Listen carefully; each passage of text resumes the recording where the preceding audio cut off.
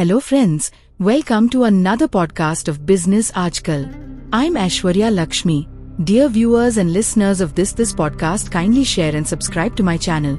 Well, and today we're diving into a major global issue, the Israel-Iran conflict, where the US recently attacked 3 nuclear sites in Iran, Fordo, Natanz, and Isfahan, on 21st June 2025. This marked the first for a direct US military attack on Iran. President Donald Trump addressed the nation from the White House, flanked by Vice President JD Vance, Defense Secretary Pete Hegseth, and Secretary of State Marco Rubio. He claimed on his Truth Social platform that the nuclear enrichment facilities were completely and totally obliterated and warned Iran of far greater force if they retaliate. Trump thanked Israel's Prime Minister Benjamin Netanyahu, saying, "We worked as a team like no team has ever worked before."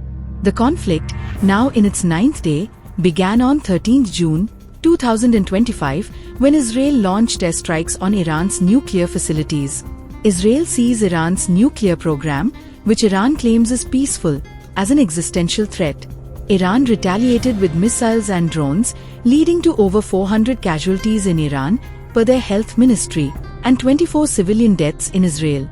Some Republicans, like Steve Bannon, called Trump's move biggest and boldest. But critics warn it could bring instability to the Middle East. Trump had promised to keep the US out of Middle East conflicts, but now he's directly involved.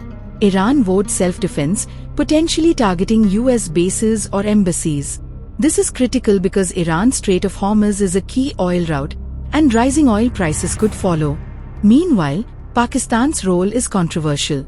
They wrote a largely symbolic letter recommending Trump for the Nobel Peace Prize for helping stop the India-Pakistan conflict in May 2025. Pakistan's Army Chief General Asim Munir met Trump for a lunch meeting at the White House, where Trump praised Munir as extremely influential in resolving that conflict. However, Iran's IRGC General Mohsen Rejai claimed Pakistan would urge a nuclear strike on Israel if Israel uses nuclear weapons on Iran, a claim Pakistan called fabricated and irresponsible.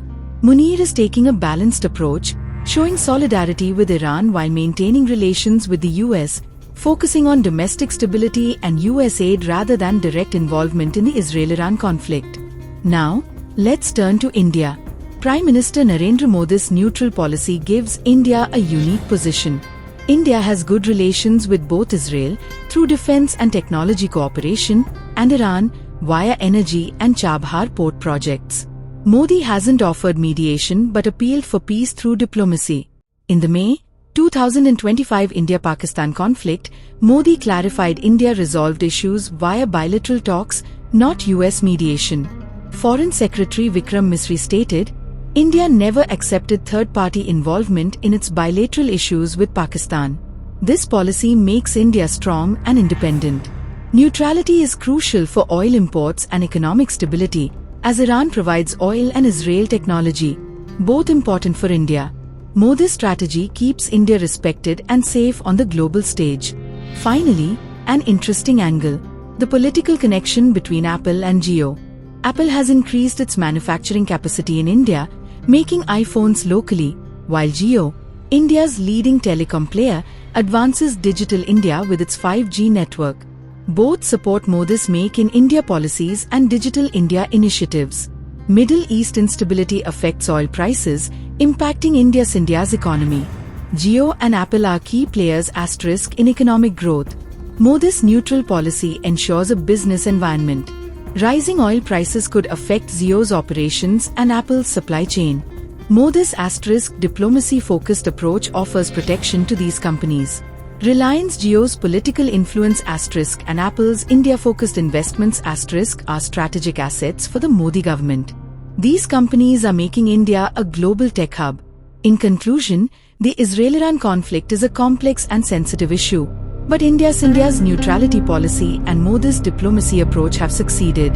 Trump's attack and Pakistan's Nobel Peace Prize letter are global politics, but India focuses on economic growth and stability. Apple and Jio are taking India to new heights, with Modi's policies providing a strong foundation. Diplomacy and neutrality are powerful tools, keeping India's approach safe and increasing respect on the global stage. If you found this video informative, please like, share, and subscribe to Business Aajkal. Comment your thoughts on this conflict and India's policy. Jai Hind.